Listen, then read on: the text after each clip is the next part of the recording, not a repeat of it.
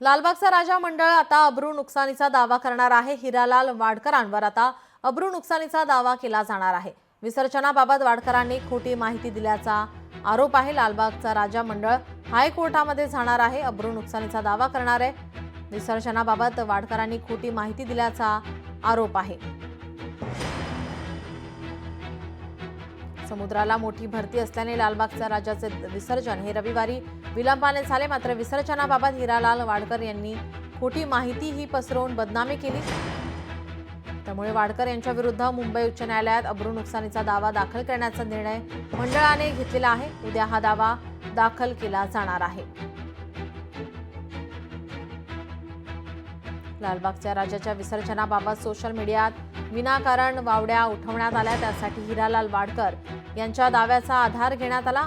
आम्ही वाडकर बंधू अनेक वर्षांपासून लालबागच्या राजाचे विसर्जन करत आलो आहोत। यंदा मात्र मंडळाने गुजरातच्या तराफ्याला कंत्राट दिले आणि गणित चुकले असं त्यांनी सांगितलं।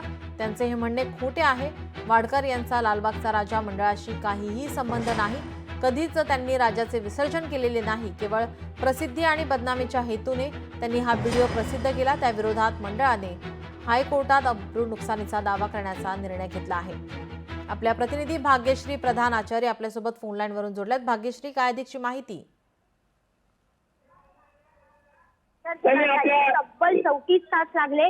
त्यानंतर ज्या दिवशी मिरवणूक पोहोचली त्याच्यानंतर संपूर्ण दिवसभर लालबागचा राजा पाण्यातच होता आणि 9:30 वाजता रात्री या राजाचं विसर्जन करण्यात आलं। त्यानंतर उलटच्या चर्चा आहेत त्या रंगलेल्या बाजार झाल्या आणि या चर्चांमध्ये आपण जर बघितलं तर वाडकर बंधू जे आहेत त्या वाडकर बंधूंनी एक पोस्ट व्हायरल केलेली होती। या पोस्टमध्ये त्यांनी असं म्हटलेलं होतं की लालबागच्या राजाला वेळेत आणायला हवं होतं, त्याची मिरवणूक वेळेत संपायला हवी होती आणि त्याचबरोबर जो तराफा दिला होता तो तराफा आमचे कोळी बांधव देतात, मात्र यावेळी गुजरात कंपनीकडनं तो आणण्यात आला, अशा पद्धतीचं वक्तव्य त्या बाईटमध्ये होतं।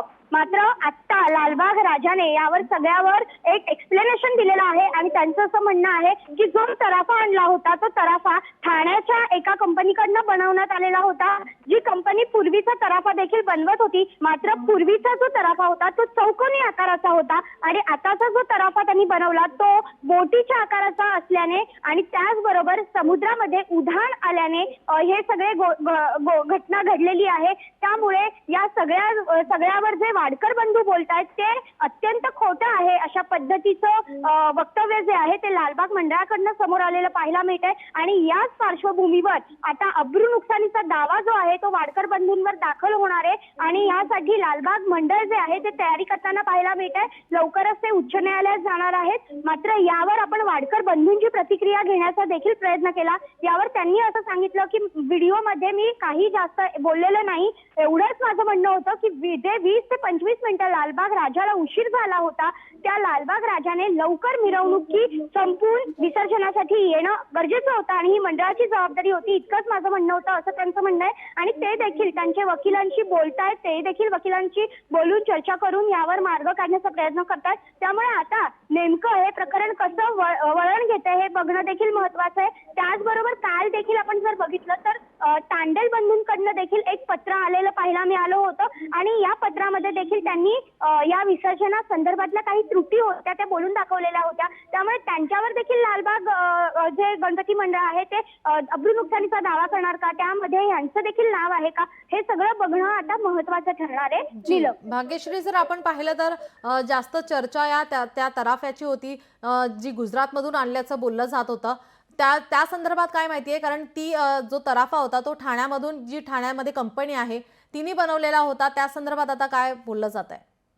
नक्कीच ठाण्याची कंपनी आहे, ती ठाण्याची कंपनी याच्याही आधी जो तराफा बनवत होते तीच कंपनी होती, मात्र त्यावेळेला जो तराफा होता तो चौकोनी होता। यामुळे जो कोळी बांधवांकडनं जी माहिती देण्यात येते ती अशी आहे की जो तराफा चौकोनी होता त्याच्यामध्ये कमी पाण्यामध्ये तो बसू शकत नाही, त्यामुळे यावेळी त्या तराफ्याला ठाणा कंपनीने बोटीचा आकार दिला, जेणेकरून त्यामध्ये माणसं देखील जास्त राहतील आणि या व्यतिरिक्त ती कमी पाणी असेल तरी देखील तो तराफा जो आहे तो सहज पाण्यामध्ये जाईल, या पद्धतीने तो तराफा बनवण्यात आलेला होता. मात्र गोष्ट अशी झाली की जो लालबागच्या राजाची जी गाडी होती तीच मुळामध्ये मातीमध्ये रुतली, खाली वाळूमध्ये रुतली समुद्राच्या, आणि ते गाडी जी वळवणं होतं ते घेणं वळवणंच कठीण झालं होतं. आणि त्यानंतर पाण्याला उधाण येत होतं सातत्याने. त्या दिवशी चंद्रग्रहण होतं, त्यामुळे त्याचबरोबर जे वातावरण होतं हवेत ते देखील जरा गढूळ होतं,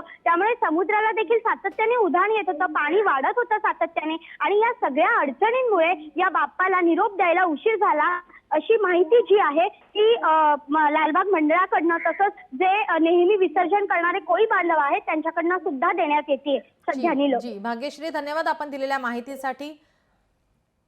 लोकशाही मराठीने हिरालाल वाडकर यांच्याशी संपर्क साधला असता आपण या संदर्भात आपली भूमिका मांडणार असल्याचं त्यांनी सांगितलेलं आहे. लालबागचा राजा मंडळ आता हिरालाल वाडकर यांच्या विरोधात अब्रू नुकसानीचा दावा करणार आहे. विसर्जनाबाबत वाडकरांनी खोटी माहिती दिल्याचा आरोप आहे आणि या संदर्भात आता लालबागचा राजा मंडळ हायकोर्टामध्ये जाणार आहे. लोकशाही मराठीने हिरालाल वाडकर यांच्याशी संपर्क साधला असता त्यांनी आपली भूमिका लवकरच या संदर्भात मांडणार असल्याचं सांगितलं आहे.